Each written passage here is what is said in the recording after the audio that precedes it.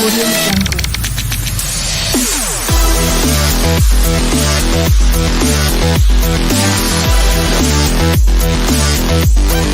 Audio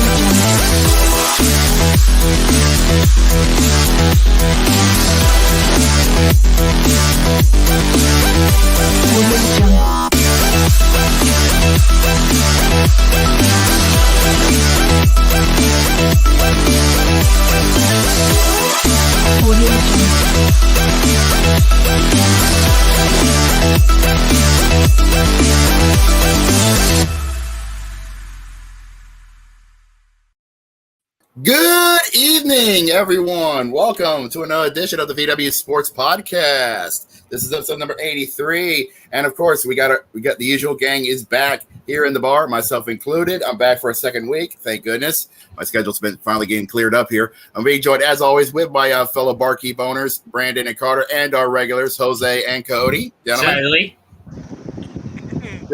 Dude, we want you. We don't want you to leave. But please behave. But anyways, welcome, gentlemen. I can behave. It's just that my big mouth won't do that for me. I've been there. But yeah, we got a lot to talk about because we've got a lot of interesting stuff that's been going on in the world of sports here today. First things first. I can drink it how the fuck I want. Shut up.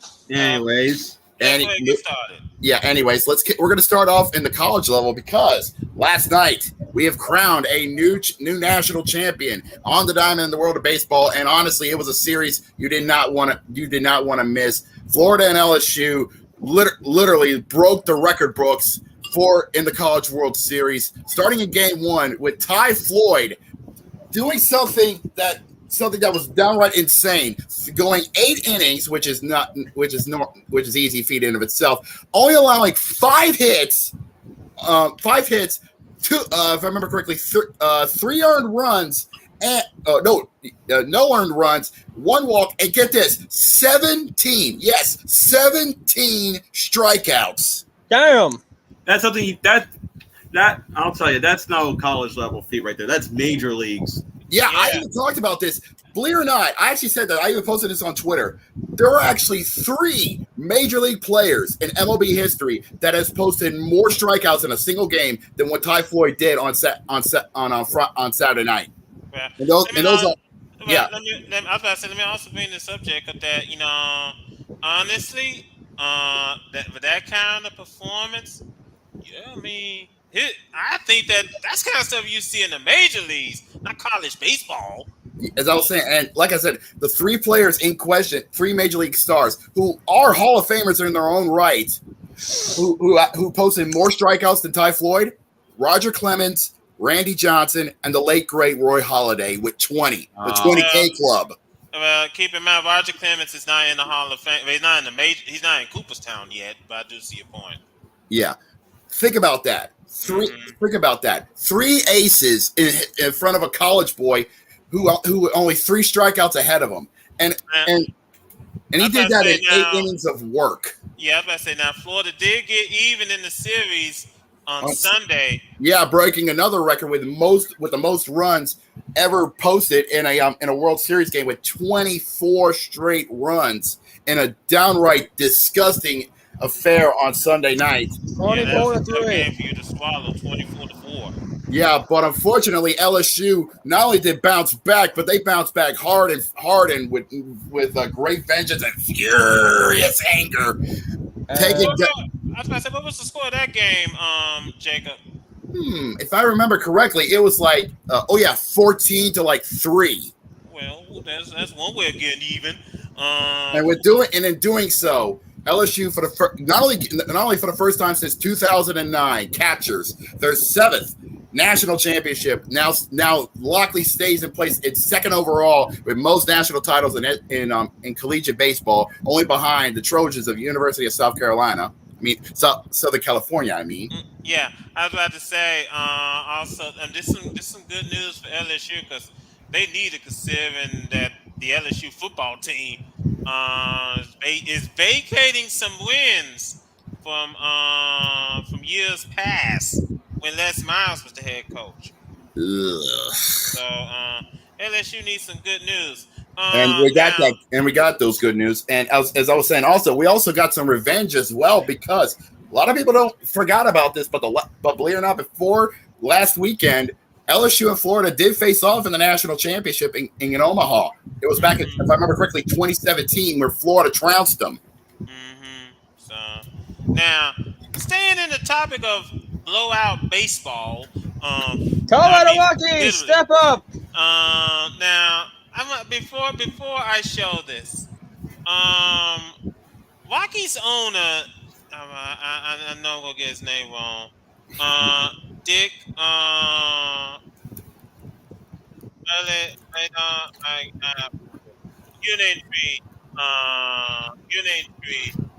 Richard Montfort. Thank you. Richard L. Montfort. He said, the owner said, this team Colorado has a taste to be at 500 this season. Well, I just have to say, what a game!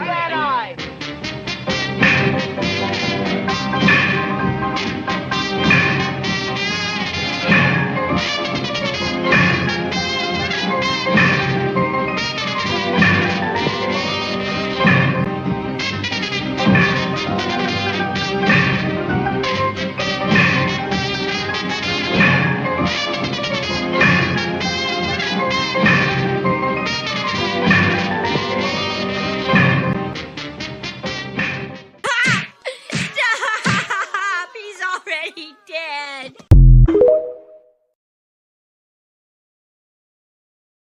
Five to 1. 25-1. Safe to say there was no mercy from those Angels in Denver. By the way, credit always goes to me for saying Carlos they gave away for a World Series champion in his own right, and that's Mike Moustakas. Yeah, Mike Moustakas making the trade to Anaheim. I will not call them out. I will not call them Los Angeles. I don't care what you say. We get it. Yeah, I will die on that hill. I will die on that hill. Speaking of dying on someone's hill, Hold it, Codes. Hold it. I think This is what we meant before the show began, Cody. I think first of all, let me just say this real quick, because I want to commend the folks at Coors Field that stayed throughout that whole game. Especially, I forgot which inning it was, in which the Angels scored 13 runs on them. Was it the fourth inning? It was the second inning. Second inning. Second inning, 13 runs. Yeah, I mean, that's when you knew, well, time for us to go ahead and go home. We can beat the traffic. No. A lot of fans are passionate. I'll give them that. I even had to ask myself, how did this happen? I wish I have an explanation, but sadly I do not. You try to explain, but you just yeah, it's just like Where'd the defense go? I don't know. What defense? What defense? They were took out the pasture behind the barn and took a 12 gauge. No kidding. I think what happened was that, simply put, I mean, I know Elton John sang the song, Saturday Night's All Right for Fighting, but apparently the Colorado Rockets figured Saturday night was an all right night for taking a nap. Because they sure took a nap in that field. It's just flat out just ugly. Now, also over the weekend, we had a little bit of international baseball. The Cubs and the Cardinals played a 2-game series in London. Yes. The first game they won. The second, however, the Cardinals losing streak is over. Yeah, yeah. The rivalry between the Cards and the Cubbies are not going to go away, because those two teams have a good amount of bile still left in them. Absolutely. I wish we could. The fans in London at Wembley got a first class viewing of that bile. The game was. Hold on, Jake. I almost forgot to tell you, the game wasn't in Wembley Stadium. They actually built an MLB stadium for London. Wait, really? Mm-hmm. I thought they actually converted Wembley Stadium into a baseball field. They did it before with the Yankees and the Red Sox. Maybe they did. I didn't see the game myself. I think Cody did, but then again, those games were played Cubs in the beat the morning. Rockies 9-1. But then again, those games were in the morning. Yeah, and they're also on like MLB Network and Apple TV. Well, actually, the Saturday game was on Fox, and the Sunday game was on ESPN. Yeah, so. I guess ESPN's used to doing morning baseball. I mean, during the pandemic, they were showing freaking Korean baseball. So, so let me also bring this up while we're in the neighborhood. Some news that happened. Fact been the Mets GM, and I know Matt asked this on Discord. First of all, put that away, Cody. Put that away. We're not going to talk. We're about talking that about the right Mets, though. Come on. Put that away for right now. But apparently, now Matt asked this on Discord: which New York team is having it worse? The New York Yankees or the New York Mets? Well, that depends on who you ask, honestly. Yeah, let's ask him. But no, in all seriousness, though, it's kind of crazy to believe because let's look at it like this. He's being We're serious. near- Took his glasses off. We're near the All-Star game. Yep, We're near the All-Star week. break is coming up. Give Brandon the floor. Let him cook. Yeah, let him cook. Back up. Yeah, we're near the All-Star game, right? Yeah, we're near All-Star weekend. Yeah. We're heading into July. How can you afford to lose players at this point of the season? Well, let's break this down a little bit because we know Well, if you're Aaron the Mets, Judge is suffering from a torn ligament in his toe. So he is going to be out for a while. The injury bug is pretty much taking its toll on the Yankees. Ew. But, the Yankees are still competitive, so to speak, because the AL East is no joke. Tampa Bay still leads it. Baltimore is right there. Okay. I have to pause there. Hold on a minute. You mean to tell me that the Baltimore Orioles, who are known since for decades for being just downright awful, their nickname is literally the avian flu of the AL East. And if you told me that they would be having a chance to take the AL East, to be in the fight for the AL East before the All-Star break, I would slap you in the face and call you a liar. Well, to be fair, Jacob, you look back at how to they did last fiction. season, how they finished last season. And I think they took that momentum from last season and carried it to right here. Honestly, I'm impressed. Charm City's finally decided to get a team that can might actually have a chance to be proud of. Now, likewise, the New York Mets, on the other hand, I did not know Lowell Mets decided to come early this year. Honestly, there is a saying in sports that kind of goes with a saying: get the bad out early so you can get the good in now. That's true. The New York Mets might be a season worst, 8 games under 500. Yeah, no kidding. Entering tonight's game against the Milwaukee Brewers. But general manager Billy Epler is not rushing to make any big moves ahead of the deadline. Imagine losing to the Brewers, right, Mets? Hold on. He says, and I quote, "We got a decent amount of runway before the deadline." Hold on, where's that GIF? I know I saw that GIF somewhere. You talk about where the dog sitting in the house and the room's on fire. You've been reading my mind. You've been reading my mind again. We hope that we can change the story. If we can, then we can add. If it doesn't, then we just have to create other opportunities and see what else exists out there. All right. I'm just gonna do this. Okay, come on. There we go. I'm just gonna do this. Where is it? This is basically the Mets owner in a nutshell.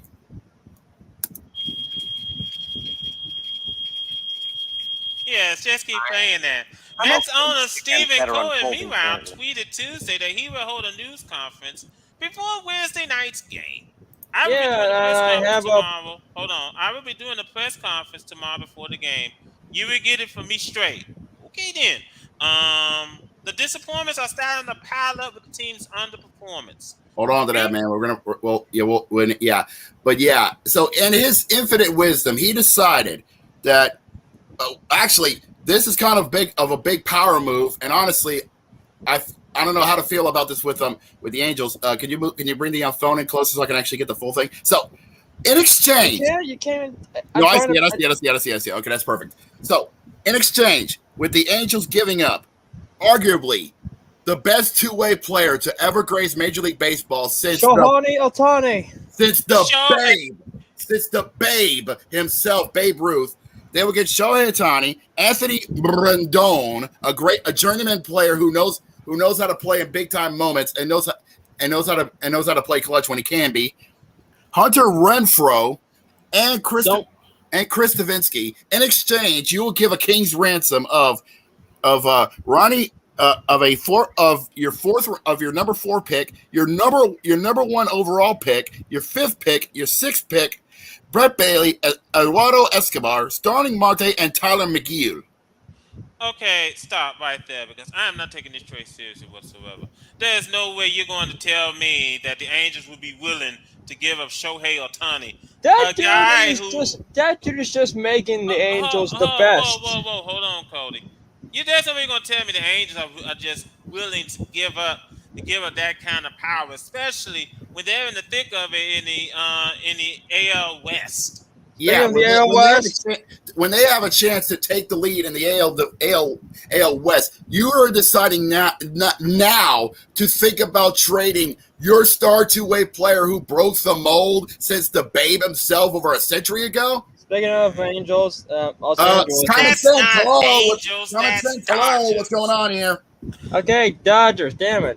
I just want to post this. Dodger Nation. It appears he does not want to get jiggy with it. Just get the fuck out of here. Anyways, but yeah. Jokes. Now, let me go ahead and finish what I was saying about the Mets. He said the disappointments are starting to pile up with the team's underperformance. The future Hall of Famers at the top of the Mets rotation, that's Max Scherzer. And Justin Verlander. Have been mediocre this season while making a combined $86 million. You call that mediocre? I just call that having a rough season. I've seen players with contracts over $140 million that's been hitting Shitsville. Yeah. There's the underperformance of star shortstop Francisco Lindor. It's called having a bad year. It's called having a bad year. Every player has them. There's no such thing as the perfect player. God damn. Yeah, he's hitting .223. First baseman Pete Alonso. I hope I got his name right. And even still, .223. That's not a bad average. Okay. He has struggled in June, hitting 157, 232, 431 since returning from a bone bruise and sprain in his left wrist. Wow. That's not his fault. He's been dealing with an injury. He's trying to get back at 100%. Damn. Yeah. As it stands, the Mets are 16 games behind the NL East leading Atlanta Braves and 8.5 games out in the wild card chase. Speaking of the Braves, ladies and gentlemen, hold the toll. The streak is over. Oh yeah. The Cincinnati Reds had a good run as of late, going through June. 12 straight until they met the Tomahawks of the Atlanta Braves, taking away their winning streak stopping their winning streak at 12. Well, that's a good run for the Reds. The score was 7-6. It was that close. Hey, they went down swinging. Hey, that's what we call a good fight, honestly. Props to the Braves. And Carter Spino, Georgia, you put this on the Discord. What the hell? Oh, a minor league team, and a health organization wanted to change the name of a minor league team in Macon, Georgia. Now, Macon, Georgia's minor league team is the Macon Bacon.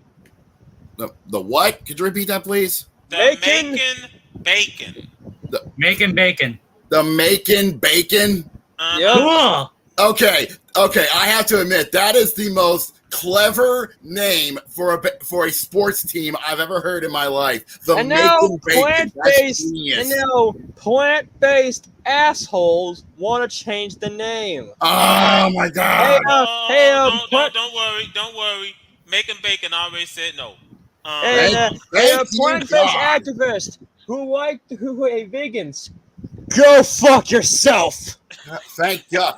If they actually went through, what would they call it? Making soy bacon? Oh, No, mushroom. Making no, wheat they'll bacon? probably call Making something tofu like bacon? What the fuck? they'll probably I call think- them like something beige or something like that. And I just Either that or they just stay away from poultry and go vegan and go like, making mushroom bacon or making mushrooms. There you go. Something like Making mushrooms. Before we making hold shrooms. There you go. hold Because on. y'all are so high. Hold on. Hold on, Hoosier boy. Yeah. If they call it making mushrooms, I can already imagine Toad from Super Mario Brothers being their mascot. Just saying. Let me go through some baseball scores before we move on. Oh yeah, we do have some games going on tonight. However, Hold on, wait a minute. Yeah, that's right.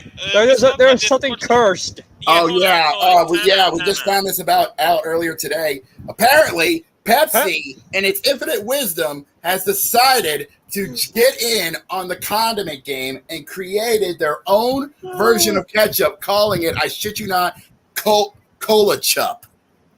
Hold on. Put it up. I gotta see this. Yeah, it is called Cola Chup, and they are going to be, and it's not going to be sold retail. They're actually going to be selling it at ballpark games, where they actually are selling Pepsi branded drinks. Okay. Hold on a second. Right, Pepsi. Cola Chup. Right. Yep. They're trying to make it look like ketchup, but it's made from cola. Okay, I can see it. Okay, I'm a foodie. Y'all know that. Nothing wrong with it. I'm skinny, but I have a fat. I'm skinny, but I have a fat ass sense. Well, there is one thing. No. What you got? No. What you have is a good metabolism, which a lot of us are. You got fast metabolism that I'm pretty sure. I'm not sounding insulting, but you got fast metabolism. I'm pretty sure both Jacob and I won. Yeah, we would love to have that, but yeah. Now here's the thing. How much you want to bet that the Cola Chup is just rebranded barbecue sauce? Oh. I don't think that's barbecue sauce. No. Here's the thing. It's gonna be at select baseball stadiums on next week. Yeah, like I said, the reason why it's select because remember, not all ballparks carry Pepsi branded drinks. They do Coke. No, what I said next week. Next Tuesday, where we here in the VWU Sports Podcast are going to have a 4th of July party in the bar. No, we're not. I hate to break the news to you, but we're taking the 4th of July off because, come on, it's the 4th of July. We want to be with our family. Exactly. The 4th of July. Now shut your mouth. We ain't as much as we What day are we doing this? Wednesday? Can I just, as I was trying to say, Cody, as much as we would love to hang out with you guys at the bar and talk about sports on the 4th of July weekend, it's a national holiday. And 9 times out of 10, actually, let me fix that. 10 times out of 10, all of us want to be with our families, having a good time, eating barbecue, lighting fireworks, and watch it and enjoying the festivities. Mm-hmm. Shall I bring up the scores now for? Let's run down the scores for today, June 27th. There's one more thing. It's about the my God. Philadelphia game. There's some concern. I did talk about the air quality. Oh yeah, because of the wildfires that's been going on up in Northeast Canada. Look at the air quality issues in Chicago. Yeah. It started in New York. It was horrible. Get out of here, coupons. I don't want your shit. Oh, This is from. Scroll. Yeah. Okay. You might want to slow down. I have it slowed down. Okay. Yeah. So as stated, as we all know, there's some horrible wildfires going on in Northeast Canada around the Quebec region, and unfortunately, we learned that the hard way when the games in New York got postponed. Mm-hmm. There was actually videos on Twitter. Both me, Brandon, and Carter have seen on Twitter where all you saw from Yankee Stadium was orange. Mm-hmm. Or if you're unlucky, look like one of those, me, look like one of those scenes from Call of Duty. Yeah, it was. It was horrible. The air quality was horrible. They had to postpone the game, and unfortunately, the winds have now put push the smoke now to the Pennsylvania area as well, causing them to delay said game over at Citizens Bank Park. Take that, Eagles fans. That's Eagles not Phillies playing. fans. Dope. This game is in Chicago, not Philadelphia. Oh, okay. Well, okay, not Citizens Bank at the legendary Wrigley Field, but yeah. But in all seriousness, we here at the VWU Sports Bar continue on. There's a bit. Chicago's air quality is the worst.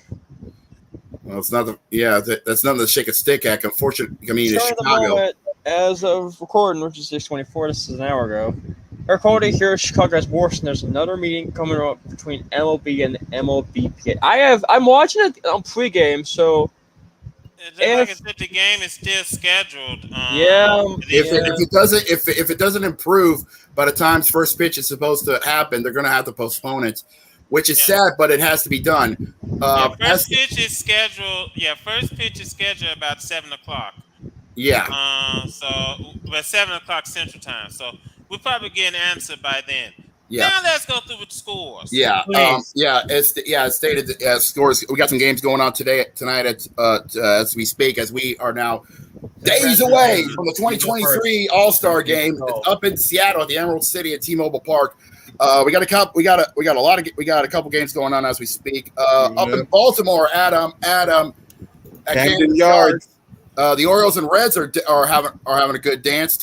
Still early in the game, top of the second, 1 out, still scoreless. Speaking of top of the second, time to go to PNC Park in Pittsburgh as the Pirates are down 1-0 against the San Diego Padres. Guys, San Diego's been a bit lackluster as of late, don't you think? Hold on, gentlemen. I hate to interrupt, but I don't know when they're going to call this a blowout in the making. But we're in the bottom of the first in Boston, and the Marlins are leading the Red Sox 3-0. I wouldn't call it a blowout just yet because it is. I don't think still it's going to be way a blowout early. It is still way early. Talk. It's still way early in the game, but we just started. So hold back on the blowouts until we can get confirmation. As stated, the Padres, the Friar Faithful, and the Pirates duking it out over at PNC Park. Top of the second, Padres up 1-0 with 2 outs, but they got men on base first and second. Also up in Toronto at the Sky Dome, the Blue Jays are taking on the Giants. Still scoreless, bottom of the first, but they do have a man in scoring position on third and in first with 2 outs. Runners on corners, as they say. But I call it runners on the cat's eyes.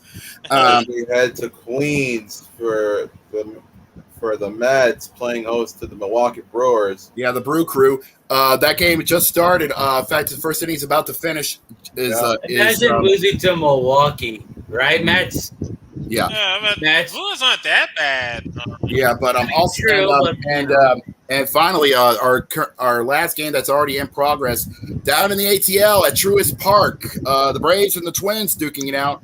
They are scoreless, but the Braves are threatening with runners in scoring position on second and third. Actually, let me fix that. The Twins are top of the first, 1 out with runners in second and third. Mm-hmm. We got a couple of good games coming up tonight. We got the Rays and the Diamondbacks. That's gonna be a good game. It's gonna be a good contest because both these teams are leading their division. Chase Field. Up over in Chase Field, great ballpark, by the way. If you ever get a chance to go check it out.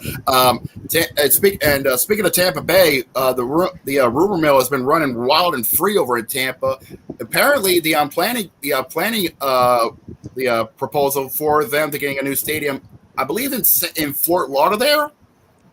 Fort Lauderdale. Yeah, Fort Lauderdale. I could be wrong. Give me some confirmation if. Well, Fort Lauderdale. That's Miami's. Okay. Oh no, it's not Fort Lauderdale. St. Petersburg. Yeah. Mm-hmm. Now wait a minute. Let me get this straight. Let me make sure I get this straight. Because what they should have done is they should have just built a baseball stadium in Tampa. Not on the outskirts of Tampa, but Tampa itself. I mean, they do have a stadium. They already do have a stadium in Tampa, and that's Raymond James, and that's been there since 2002. Yeah, but I don't think that stadium is built for baseball. Yeah, I get that, but it shows that it can't. But that building a stadium in Tampa does work. I mean, Yeah, hell, it before does. that they had Tampa Stadium, also known as the Big Sombrero. If anybody knows their NFL history. And then I talked about the Cubs and the Phillies game. I will show you how bad the air quality is in Chicago and everywhere else. Yeah, Look at now. Here's the thing. Here is what the air quality is. Unhealthy. Ooh, Unhealthy. And look where Chicago and Detroit Oh. are at. ooh, that is not the fun. At I'll give unhealthy. you that. That is they're not- 177 on the AQI, and you do not want that. Ooh. Detroit is, however, at the 176 now.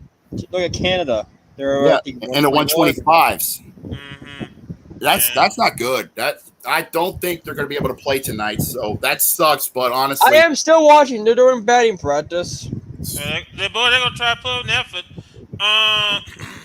We spoke about Seattle. We got coming up later on this evening. We got the Nationals and the Mariners. They're gonna do better at T-Mobile Park. Yes, they The are. scene of All-Star Game 2023. All-Star Weekend to be exact. Speaking of the Cubs, they're playing host to the Philadelphia Phillies later tonight. That's what Cody was talking about. Really? This is No, okay, and hold on a minute. Is Cody spreading his I'm influence tired, on man. you? Please. I'm tired, man. Please.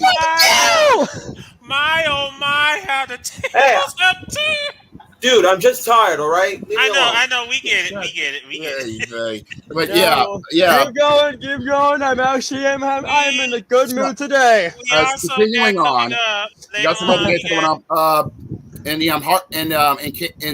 heartlands of America, the Royals of KC will be playing host to the Guardians of Cleveland Yeah. at Kauffman Field, if I remember correctly. Yeah. And on the other side of the state of Missouri, we got the Astros and the Cardinals. Ooh, that's gonna be Down that's at a good Busch one. Stadium. Yeah, over at legendary Busch Stadium. Although that thing has been going through many different stadiums in its history. And then later on tonight, up in Denver, hopefully Colorado learned its lesson from 25-1 as they will play host to the Dodgers of LA. And I hope not. I guarantee it's going to be much worse. Yeah, Sam, I agree. And Just wait till wait staying till in the next West, episode staying in to the find West a video. Coast, staying in the West Coast. The Angels looking to continue their momentum from 25-1. Going to be playing against Southside, aka the White Sox of Chicago, over at Angel Stadium. at Angel Stadium. I mean, White Sox got a victory last Sunday. Fair Fair enough. That's true. And Chicago is still in the hunt in the AL Comedy Central. So Yeah, because Cubs, based off the That's win. the Cubs are in the NL, NL. dude, NL. Not a difference. Continuing on, staying in the West Coast. The soon to be Vegas Athletics will be playing host to the New York Yankees, and I'm betting right now they're gonna have that place filled. Not for the game, but simple enough to tell the owner to sell the fucking team. Or The swing reverse of boycott. Yeah. Scream obscenities or throw garbage. Yeah, hold on. Or all three. Hold on, Cody, because I want to bring up what MLB Commissioner Rob Manfred said. The boss himself. Yeah, when this was brought to his attention. Apparently, he said that when this was brought to his attention, he said, "Oh, great! So many folks come to see a baseball game. That's great. That's wonderful." Well, Friday, I think it was Friday, doing his press conference in London, he said that his words were taken out of context. Well, But, shit. hold on, Foot, Cody. meat, mouth, egg meat, face, have some humble pie. Now he said, well, as much as he likes to see that they're supporting their team, it doesn't make up for the fact that this situation has been inactive for over a decade until now. Days are getting ready to move. Now I was saying to myself, the A's, they wanted a new stadium. They tried San Jose first, but Giants said we ain't budget because San Jose is part of our territory. So go figure.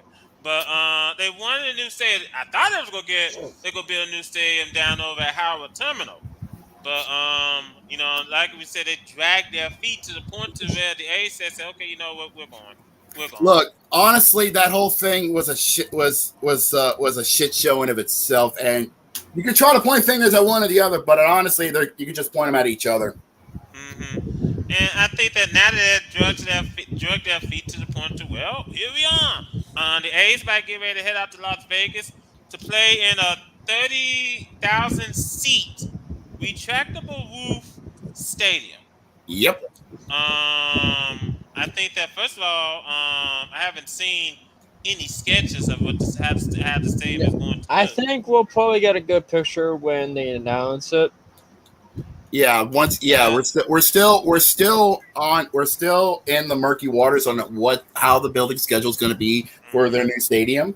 But the plans have been approved and it is official. Vegas is getting another team.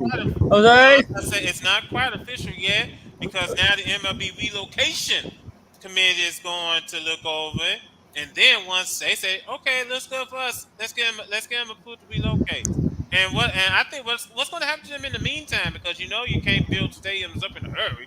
So imagine being a lame duck situation, being in Oakland, waiting for your stadium to be built. It'd be just like the Raiders. Awkward. Mm-hmm. Speaking of awkward, it's my favorite segment. Ladies and gentlemen, it is episode 12 of Diamond Sports versus MLB. Okay, that's canceled. Yeah. Why? Gotcha. Why am I saying this? That's good news. I heard enough from Diamond Sports. Can I just say some good news? Hold on. We know they're in bankruptcy court. We know teams are saying, okay, you know what? Since you ain't gonna pay, we're gonna move our broadcast elsewhere. We know, we get it. Case closed. Move on. Why can't I say some good news in this motherfucker? Damn. Jeez, I can't say good news. Fine. Well, what's the so-called good news? Your name is not James May. Anywho, well, there's good news for people who are worried about, they may not have to watch regional sports. DirecTV is actually helping the RSN people. They're in a sports pack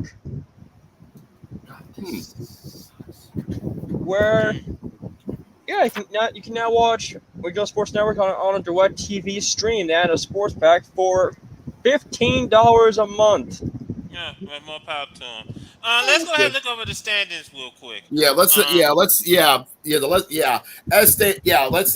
get back to the standings. As stated, we are about to hit All-Star break, and that means we are about to hit Act 2 of the 2023 MLB season. Meaning we're about of the MLB season, and as stated, Tampa Bay Rays still are holding on to the AL East. As stated, the Orioles are continuing their momentum from last season and are just right behind them by 4 games, while the Yankees, even though they are injured to hell and back, they are still fighting. They are tough sons of bitches. 5.5 right behind Baltimore. But Toronto is nipping at the heels of the Yankees, just half a game behind them. Meanwhile, Boston, even though they are dead last at 13, they're 3 games behind Toronto. Yeah, well, look at it this way, Jacob. Boston might be dead last in the AL East, but their record is a whole lot better than the team that's leading the AL Comedy Central, the Minnesota Twins. Yeah, because the AL Central. What the hell is going on over here? It's horrible. Because the Twins are the only team that are still at 500 before we hit the All-Star break. With Cleveland somehow behind it by 1.5, Detroit right behind Cleveland by 3, and Chicago behind Detroit by 1.5, and then just sitting back on the couch drinking their Kansas beer and just enjoying their ribs is the Royals at 17 games. I was about to say, Jacob. Yeah, they're pretty much taking in this season. They're just getting ready for the fall to go hunting. Yeah, but that's the best way I could put it. I know, but if you really want to check out what's a good division, want to keep your eyes on, not just the AL East, go check out the AL West. That is a story you want to keep your ears to because you got Texas, the Rangers of Texas, Eddie Lobo's boys in Arlington, holding down the fort at top of the West. But you got both the Angels of Anaheim and my reigning, defending, undisputed World Series champions, the Astros, right behind them by 5 games. Let me just say this real quick before Cody interrupts us all, because Texas is doing this in spite of Jacob DeGrom being out for the rest of the season because of Tommy John surgery. So that's saying something. Tommy John, that is a rough surgery to go through if you're a major league player. Okay, Cody, we know you're going to say something, so go ahead. No, I was showing the people what they're doing with the Cubs game. Because they're still going on regardless. Okay, cool. Anyways, but right behind them by only 3.5 games is the Mariners of Seattle. They are looking to show that their wild card berth wasn't just a fluke. And once they get back to the postseason, they had the taste. They want more. Well, I tell you guys what, and sitting in dead last is the Oakland A's. That 6-game winning streak was so long ago. That has got to be the biggest deficit of games behind I've ever seen in my time of viewing Major League Baseball. 28 games. My God. If we're getting ready to head into July, this season is not over yet. I've heard of dumpster fires, but god damn. No, this is a possum barbecue. Shit. Oh, God. Anyways, flipping the conferences. Let's go to the NL side. So far in the NL East, Atlanta wanted to get back to the World Series and show that they are a powerhouse in the South. Are holding the fort in the AL East, but they got the Miami Marlins coming up towards them with 6.5 and the Phillies, even though they are at 10.5 games, they're just four games behind Miami. Yeah, we spoke about the New York Mets being in 4th place in the NL East. All I can say on this one is that if you're Steve Cohen, you better tell the guys to get their act together. We're nearing the All-Star break, and we need to go ahead and get this shit going. No room for error. I was about to say, in other words, you're saying that the owner needs to light a fire under this team. Literally, a lot of fire in their asses. Mm-hmm. Yeah. God damn. But sitting dead last in the NL East, unfortunately, is the Nationals of Washington. Man, that World Series win feels like a faded memory by now. Yeah, I'm pretty sure that World Series trophy is going to go down with the ship. And going to the Central Division, this is another division you want to keep your eyes on here because you could tell this is we got a tight division here.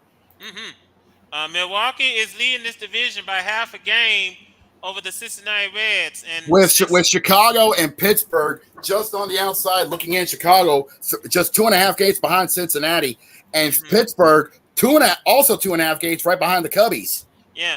It's not helping considering that Cincinnati is now on a 3-game losing streak, so that's not helping.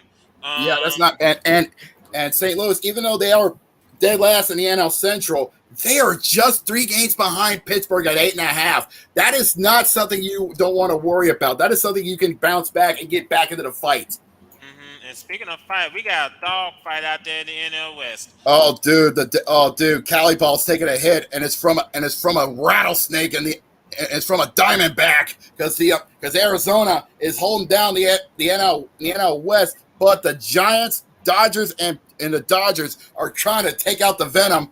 The Giants 2.5 right behind the Diamondbacks. And it's a scary thing to have the D-backs being at the top because think about this: they waived a veteran in Madison Bumgarner, and I don't know why. I don't know if it's because of his age or ability or something. Oh, well, I don't know what happened there between those lines. But ever since that point, Jesus. Yeah, I feel like ever since they waived Bumgarner, it feels like it's like opened up a treasure chest of talent, you know. Mm-hmm. And with San Francisco just 2.5 games, and LA nipping at their heels, half a game right behind the Giants. Right behind the Giants. Safe to say, Cali ball is not dead yet. And even though San Diego is 6.5 from the Dodgers, they still want to stay in this thing and fight. Mm-hmm. Well, as for Colorado, well, they're just It's typical Colorado. It's typical Colorado, ladies and gentlemen. Yeah, they're just waiting for Broncos preseason to start. Now, that's what I say. Go ahead. What you gonna say, Jacob? Yeah, I got some big news to talk about because, as we all know, we now know that slam ball, one of the most the hidden gem of the 2000s, which could have been a great idea, it was a genius idea, just couldn't get out of the gate properly because TV rights and all that BS. Is coming back. New look, new everything, but still the same game we all grew up and loved with. Just announced their teams for the upcoming season. And shockingly enough, I barely saw any returns. Well, I think these are like what, 7 new Yes, 7 new teams announced for the slam ball season. And they're not going by city names because they're going to be playing at a hub. They're all, because that's traditional with slam ball. I mean, how are you going to have each city have their own slam ball arena? That doesn't make any sense. No, that's gonna be tricky as hell, but keep going. Yeah, and all their teams have their names, and like you said, 7 of them are brand new teams. And to be honest, the team names, good choices. A lot of them are very intimidating. Yeah, we got the what's it? The Greyphones? Hold on. I can actually look this up because they actually have Slam Ball does actually have a Twitter account, and they actually posted all the team names on there on Twitter just recently, actually. Yeah, we got the Mob, Ozone, the Mob, Rumble, Lava, Wrath, and Buzzsaw. Yeah, the Mob, the Rumbles, the Slashers, all original Slam Ball teams, just under a new coat of paint.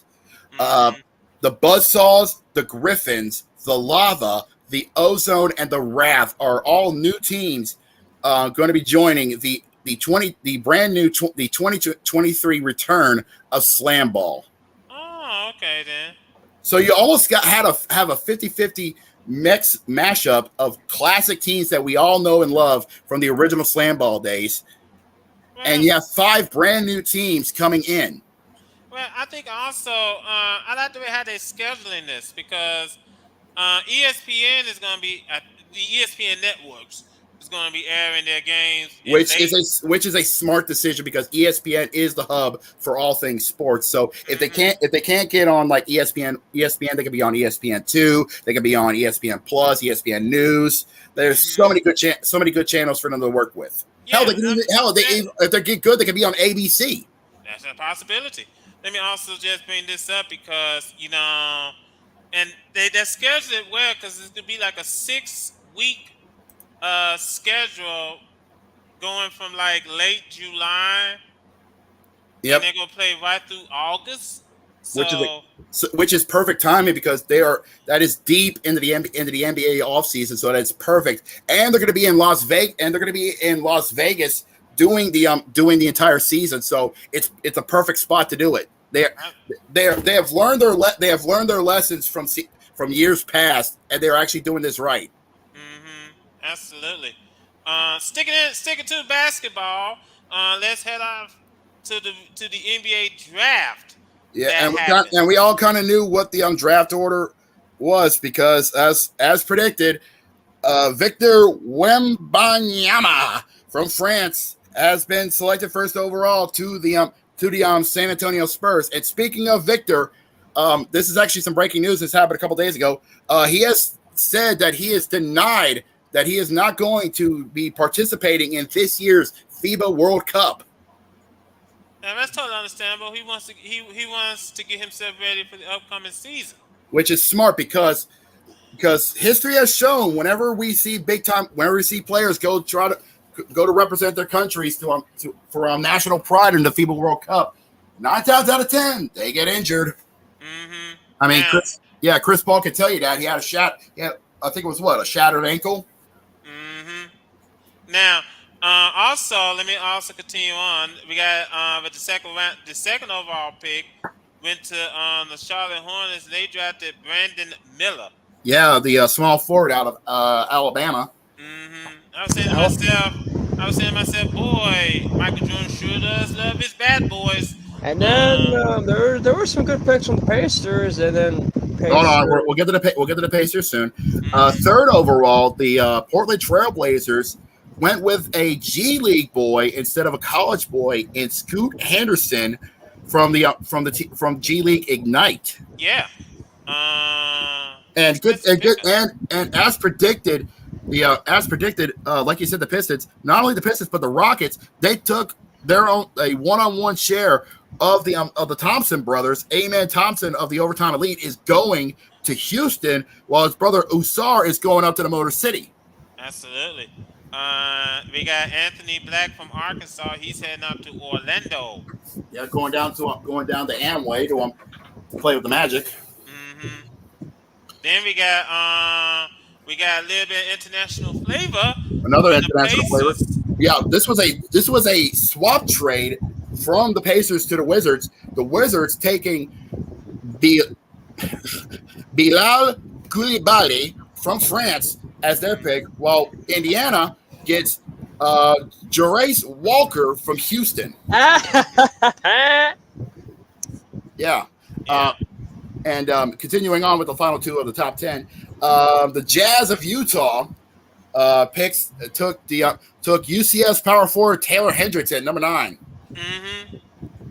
And at number 10, the Dallas Mavericks took Cason Wallace. Well, they did, but they traded him to Oklahoma City. Interesting. Oh, speaking of trades, Chris Paul is on his way to Golden State. Oh God. God. Trust me. I can already. He has no feel. interest. How do I say? Let me see where. Let's see. I don't like it. Don't worry. I feel your pain. So is this guy. You can't keep getting away with it. Mm-hmm. He can't keep getting away with it. He's not wrong. Mm-hmm. And the thing of it is, and here's the thing I overheard. I saw a clip from Stephen A. Smith speaking about it. So the Wizards traded Jordan Poole to Washington. Wait, what? What? Could you repeat that, please? The Warriors traded Jordan Poole to Washington to get Chris Paul. To get CP3? No, hold on. Why? Well, now you've seen what kind of season Jordan Poole had. Didn't help that he and Draymond Green did not get along. Yeah. So now I question this trade, but hey, Mike Dunleavy Jr. is just doing this job as general manager, but it's a question mark. So you better bring in a big man to help slow the game down, because Chris Paul is 38 years old and he can't go fast like he used to. Father time is evil for those playing on the hardwood. Mm-hmm. Yep. Now, also during the draft, I want to bring this up. I was trying to get the photo of it, but I just couldn't get it. Was it these? I can't even see it, but let me finish. I see those cleats. It's cereal sneakers. I wasn't talking about the cleats, Cody, but the NBA when the draftees were wearing these suits, and Grady Dick, when he was drafted by the Toronto Raptors, he had the most cleanest red suit I have ever seen. How clean are we talking? Sparkly. Ooh. Oh God. Wow. He actually took. Wow. That's. Like it's if he's covered with glitter. Damn. So I mean, it was nice, and I guess if I could borrow an old '90s term, it was so fresh and so clean. Hey. Hey, I tried, but overall, though, it was a very good draft. Now we gotta get ready for the upcoming NBA season. Yeah, but before that, of course, free agency and all the free agency as well. Don't forget that. Absolutely. Can I talk about my Pacers for starters? Okay, They you can picked go up James Walker, but they also picked up Ben Shepherd. Ben Shepherd. Ben Shepherd. Hold on, let me take a look at that. Ben Shepherd. Where was he drafted? To the Pacers. Oh yeah, 26 overall from Belmont College. And then and that was a trade from the Cavs as well. The Pacers also picked up G League at United guard Mohamed King. Mohamed King. And then they picked up reigning ACC Player of the Year. Yeah, you got Jalen Pickett from Penn State. No, Isaiah Wan. Isaiah Wan. Yeah, you're right. I think Pacers may have a good lineup. I don't know. I don't know. It depends on it. We'll have to see what happens. As the tree says, don't judge the draft picks just day one. Give them 5 years and see what happens. And also, I think let's move on to the hockey. Hold it. Before we even think about going to the NHL and talking about the offseason from there. Okay. I need to talk about my New Orleans Pelicans. More specifically, I need to talk about one man in particular. I know who you're talking about. Zion Williamson. What the fuck are you doing? Well, we knew this was gonna happen. I didn't let Jacob cook, guys. Oh my God! Oh my God! Why were you thinking with your balls? Damn! You decided in your young, dumb wisdom to go after not one, not two, but 3 chicks at the same time. And now, well, not at the same time, but in a course. And now one of them is bribing your ass, is blackmailing your ass to leave New Orleans, or else she will post pictures of her doing shit to you, and you say shit to you. Now, to be fair, he did say she would take her to court because she doesn't have jack shit to do with. Mm-hmm. But it's the other two that pisses me off. The other two. What the fuck?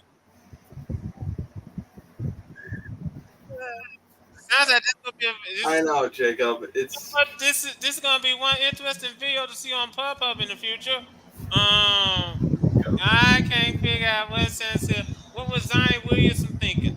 I mean, we drafted you number 1 overall, even though you had an injury to your ankle. We were going to build you as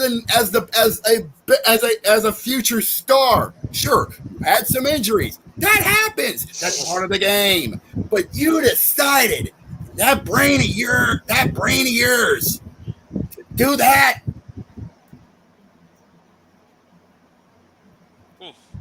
Damn. I think. Hello, common sense. Hello, try to make sense of this shit, because I can't.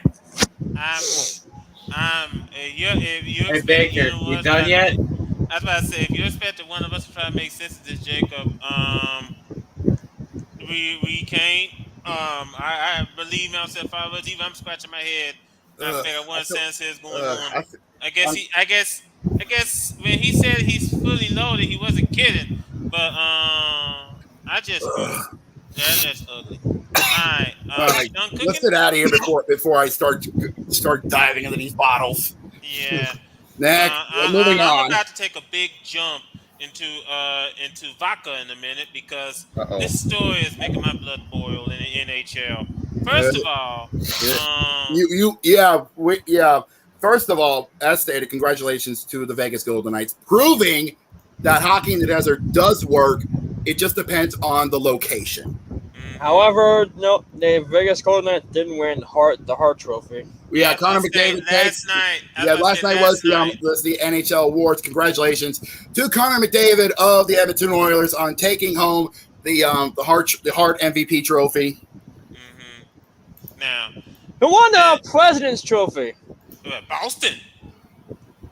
Remember, President's Trophy goes to the team with the best record. Yeah, that's the best record trophy. Yeah. It went to Boston for Florida. You know, Florida brought out the Rats. Now, exactly.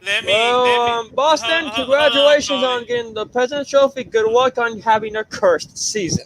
Hold on, Cody. Because first of all, the NHL draft is tomorrow in Nashville. Let me go ahead and get that. Yeah, and there was controversy there. And there was controversy even before the draft even started with the draft lottery. Yeah, so Chicago has the number 1 overall draft pick, and with Columbus taking number 2. We'll find out who the Blackhawks going to draft, but chances are it's going to be Connor Bernard. That's what they're saying. Mm-hmm. Yeah, Connor. Now Chicago might get Connor Bernard. I don't know. Now here's the thing, and this is why this story is making. What this story I'm about to say is about to make me mad. So let's begin. As you know, the NHL has told their teams we are not going to do any more, warm up, jerseys. Yeah. When they do like special things like for the military or for breast cancer or Pride.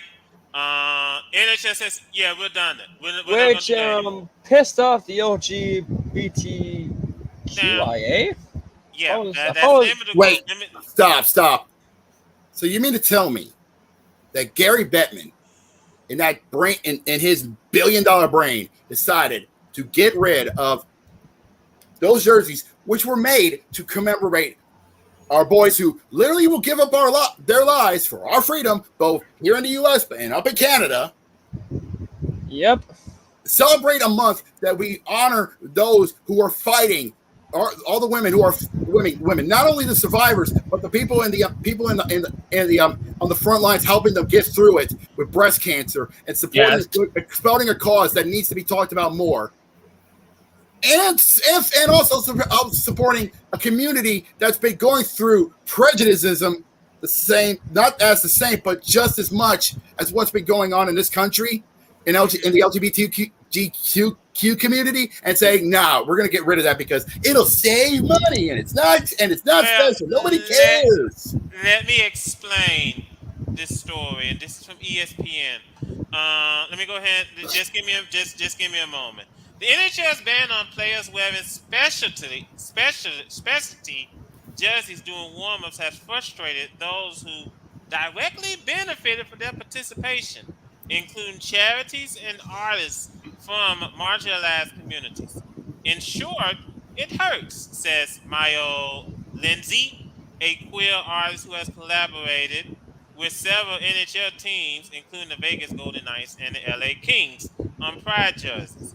It doesn't only affect the LGBTQ plus community, but it also affects other marginalized communities, as the warm-up jerseys is a primary part of community outreach and charity within the NHL. It also has a space for artists to express themselves and be able to create unique work under the NHL, and that venue has now partly been taken away. And the NHL announced Thursday that teams will no longer wear specialty jerseys during warm-ups after several players were scrutinized for refusing to wear Pride Night sweaters last season. NHL Commissioner Gary Bettman has stated that specialty nights will continue to be held and that teams can still create jerseys to be auctioned off. Now, Batman, unfortunate. You're trying to quell the fire, but you're pouring water onto a grease fire. You Brandon said it best. Great job, you fucking idiot. Let me say this. You're basically pouring water onto a grease fire, Batman. Let me say this. And see, this is why I hate this story. I hate this story because that means that that means that we have to take this show to where this show is not supposed to be. We are not supposed to be political. Yes. No. This is a sports podcast. We are a sports bar. No, okay, we were supposed to be talking about the beauty of sports. As I stated, this show was created by fans, for the love of sports as fans. That's it. We don't talk about politics, none of that. But unfortunately, no matter how hard we try to keep our honor and keep that going, unfortunately, the world of sports always finds a goddamn way to bring politics into this bullshit. Now, here's the thing. Let me say this because Gary Bettman said, "Man, we're doing it because players were criticized for not participating in Pride Night." Let me explain something real quick.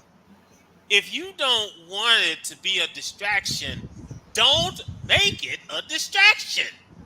If the player says, "I don't want to participate in Pride Night," okay, fine. That's understandable. Do it in private. Do it in private. Tell everybody in private. But at least let the people know that you still respect the outreach and you still want to help. Okay, keep it like that. But instead, because Gary Bettman got scared of shit of other shit, he decided to make it worse. I mean, and this the thing, and like I said, and I'll bring this up again. Ladies and gentlemen, we are not a political podcast. If you want never have and never will. Go watch CNN, go watch Tucker Carlson, go watch Fox News, go watch MSNBC. Watch them. We're sports. We are sports fans. We Carter? want to get away from Brody, it all. shut it. Let him go. Yeah. We I want was to get gonna- away. Shut up. We want to get away from it all, and that's what sports is. An Sports escape. is an avenue for us to get away from the worries of the world. That's what sports is supposed to be. An escape. An escape from real life so that we can spend a couple hours enjoying what we love, seeing the best players duke it out on whatever playing field they are, whether it's on a football pitch, on a basketball court, on an ice rink, in a boxing ring, or even on an MMA octagon. It doesn't matter. It's supposed to be an escape so we can enjoy it. Let me say this real quick, and then we're gonna move on from this story because it's frustrating. But I'm just gonna say this real quick, and hopefully this is gonna be the last time we're gonna talk about it. I hope it's gonna be the last time, but chances are it's not. The thing of it is about sports, and the thing that's frustrating, like I said, Gary Bettman was trying to say, okay, well, they can still auction off those warm-up jerseys, just that the players won't be wearing them, during warm-up. He's trying to, try to play both sides. And I said to myself, Gary, that's not going to work. That's not going to work. You're basically telling a community that, well, we don't want bigots to come after us, and because we don't want bigots to come after us, we're just going to go throw it all out altogether. And it's just, like I said, it's frustrating. It's sad that it came to this point. And Gary Bettman, great work, nice job. You pissed off a community. Nice work. Since you don't care about that community, I don't think that community should care about you whatsoever. Shouldn't care about you or your I sport. predict that in the next 2 weeks, Gary Bettman's going to go back on his word and saying, we fucked up. We're just going to let them have the jersey back. If you expect Gary Bettman to apologize, you got you expect the fans to come in his house and throw shit at him? We'll find out A tomorrow. man can dream. We can all dream. But But we're still sticking to the NHL. But let's talk about the schedule. Yes, the schedule is out. Yes, the 2023-2024 NHL schedule is out. All 32 teams have their 82 game schedules ready to go. For this season, for this upcoming season. And it involves the celebration of our Vegas Knights having their banner raised. Finally! Of course, opening night will be at T-Mobile Arena, and also known as the Fortress, with the Knights doing their banner raising ceremony for their first cup. Yes. If I remember correctly, I don't remember. Help me out They're here. playing their expansion brethren on October the 10th.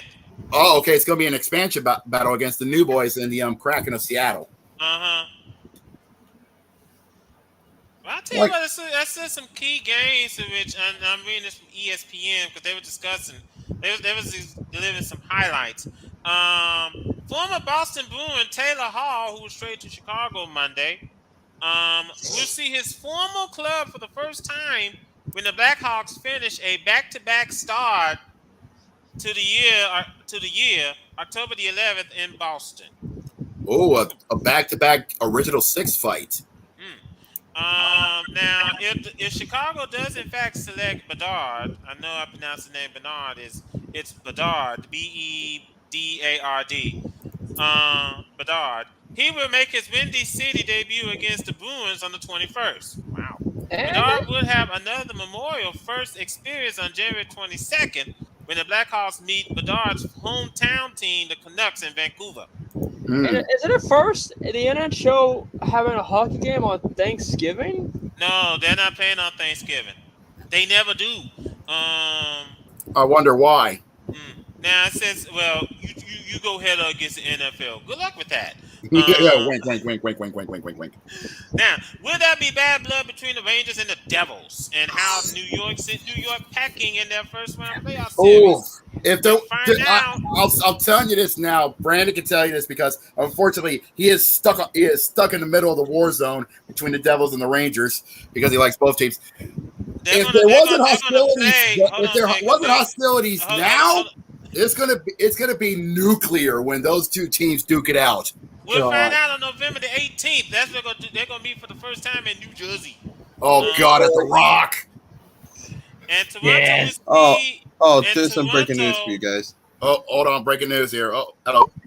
The Mets is now leading 2-0 at the bottom of the fourth against the Brewers because it's solo bombs. One from Brandon Nimmo, the other is from Francisco Lindor. Brandon Nimmo. And then the Cubs game and the Cubs and Phillies game are they're starting. They didn't postpone the game. They actually went through. They're going through it. The Phillies are leading 1-0. Yeah, impressive. Let me go ahead and finish this up real quick. Toronto will see an old face in new places. First is going to be former GM Kaya Dumbas, or D-U-B-A-S. That's funny. Dumas. Dumas. Dumas. Yeah, he's the new general manager of the Pittsburgh Penguins, and they're going to play on November 25th. And they're going to be playing against their former head coach Mike Babcock on December the 14th when they play against Columbus. So we got a dumbass versus a cock. Okay. Hey! Get off the stage. Where's Sandman Sims from Showtime at the Apollo? Anyways.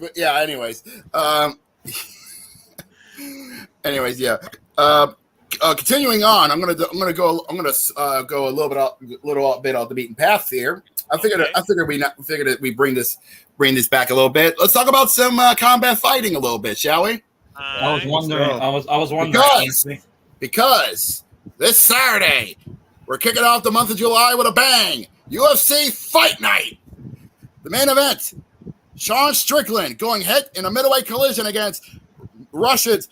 I am gonna butcher this to hell and back. Abusupian Magomedov. Let me try this. Hold on. Not bad. Oh, here we go. Fight night card.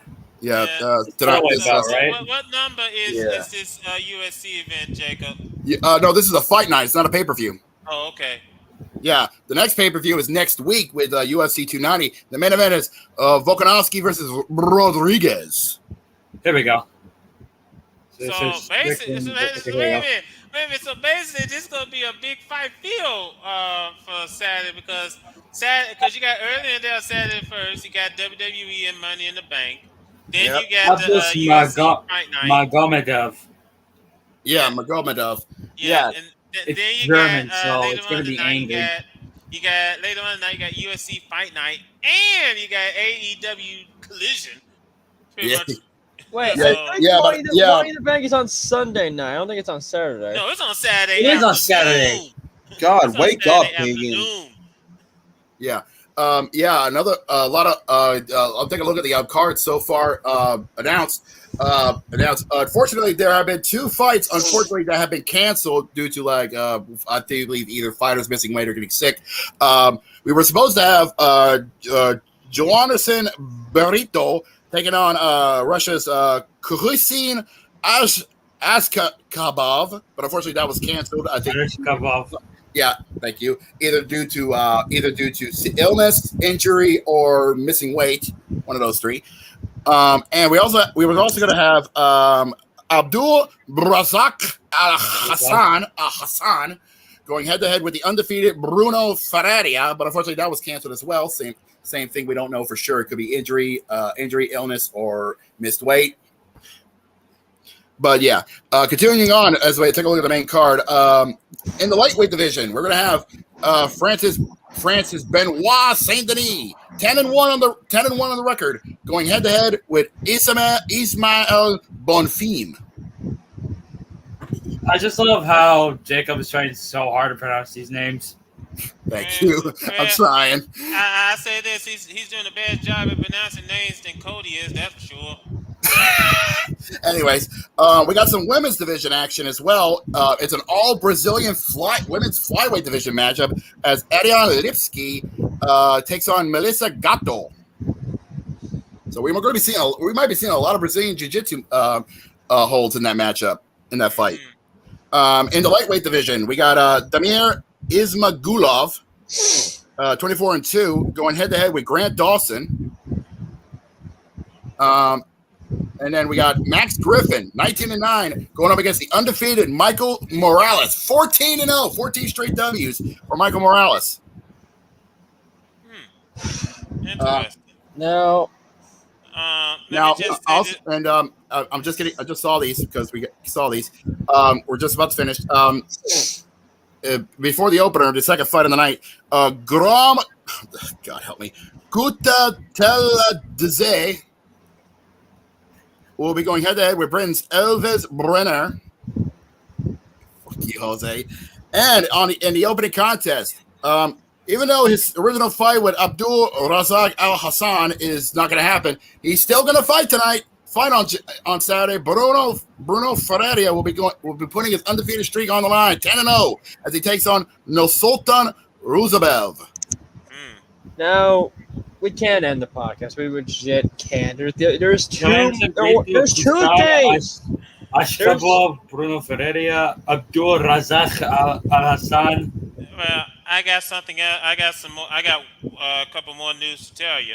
First and foremost, we're gonna go to the MLS for a second. No, the MLB is not the only one that's having an All-Star game coming up in July. We got the MLS having an All-Star game coming up in July. Yep. They're gonna play against Arsenal. The MLS All-Stars gonna play against Arsenal. At DC United's home stadium, Audi Field. Audi Field, yeah. Now, speaking of us, there is some bad news. I'm not done yet. Hold on. Because Patience, young Padawan. Damn. Yeah, so because they announced some of the players that's gonna be on the MLS All-Star team. We got Jordan Morris. How's that? Are you okay? He's stretching. Yeah. I'm fucking looking at it now. Yeah. Jordan Morris. Oh God, he's dead. How's that? Are you okay? I'm not dead, you idiot. No, I'm okay. I just going over just to be a dick. Continue on, Carter. Zimmerman, and Jesus Ferreira.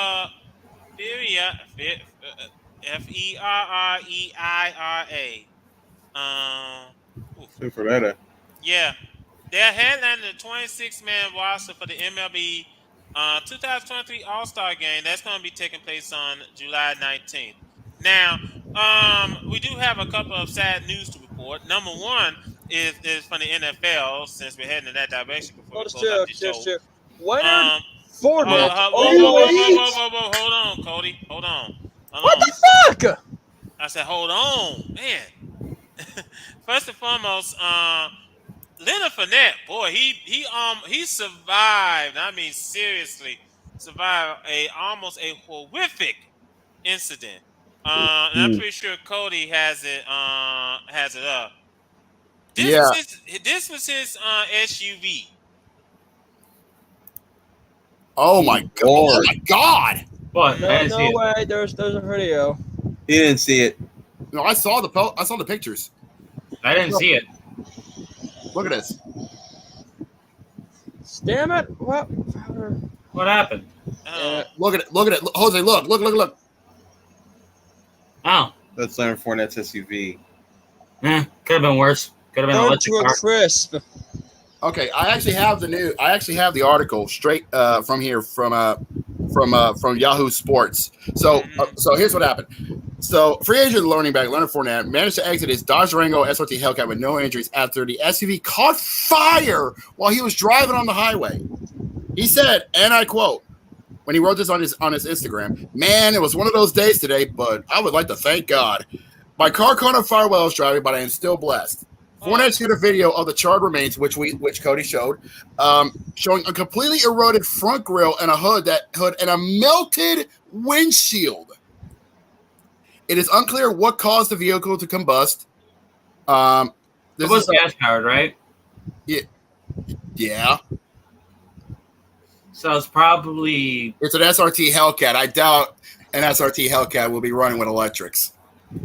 And not yet. Fair enough. Just But wait. yeah, That's yeah. what I'm thinking. I'm gonna put it out there real quick. I'm thinking either a bit of an engine failure. I don't think Dodge would do electronic Hellcats. Yet, but yeah. What are your theories on this? On how this happened? I was gonna say before our Hoosier interrupted me here. I had to say it probably was an engine fire. Well, it was in the engine bay, so Yes, yeah, I was gonna say an engine fire, but I was trying to get more specific. I would say either like a maybe an ignition failure or maybe an ignition failure, but I was more thinking in the lines of, or maybe one of the fuel injectors didn't work properly, and I was more thinking like either one or two of the piston rods might have broken off and might have struck some that's true. True. Piston rings can cause a lot of damage.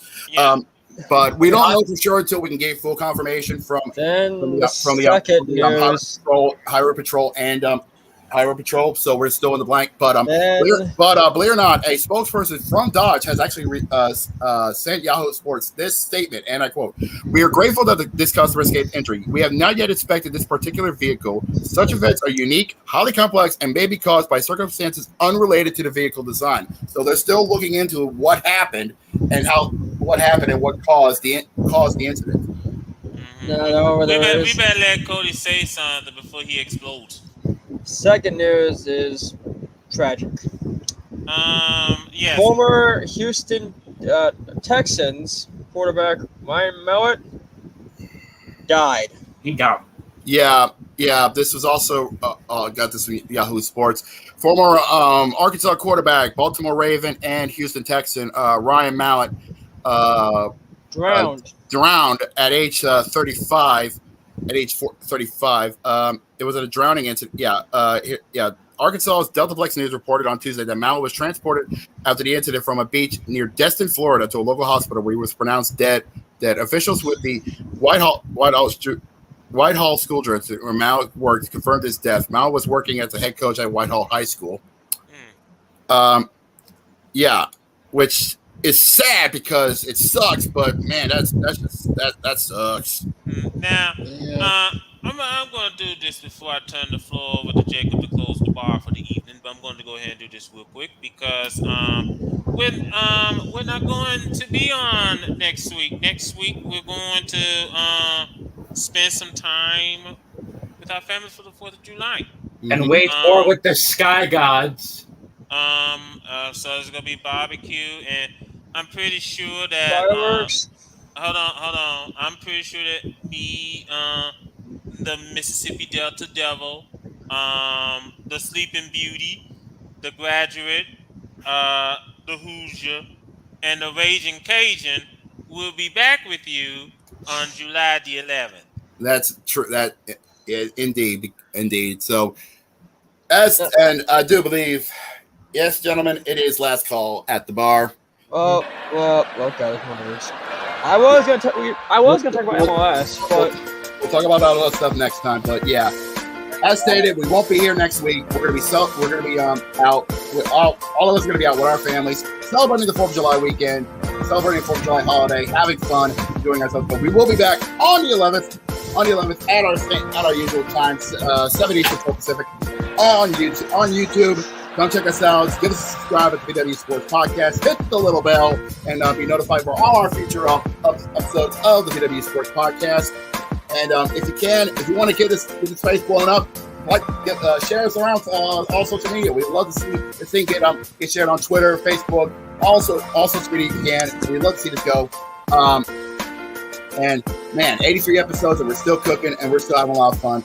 And my prediction, then we're gonna hit 100 by August if we can keep this going, and we will. Gentlemen, before we close out, as we close out, we say this: the first act of the MLB season is just about to close. All-Star Weekend's about to kick off. We got a lot of great stuff going on this weekend. Safe to say you don't want to miss it. Go check out all the awesomeness in the sports world. Go enjoy All-Star Weekend in Seattle at T-Mobile Park. Before we exit off, there is people who are maybe putting up fireworks. Do it responsibly, you assholes. Please, for the love of God, drink responsibly. No. I'm talking about lighting fireworks. That too. Stay safe. Y'all have yourselves a wonderful 4th of July weekend. Have a great time. For everybody here, we love you all. We will see you all on July the 11th. Good night, everybody. See you later. See y'all for Money in the Bank. Yeah. Drink unresponsibly, Cody.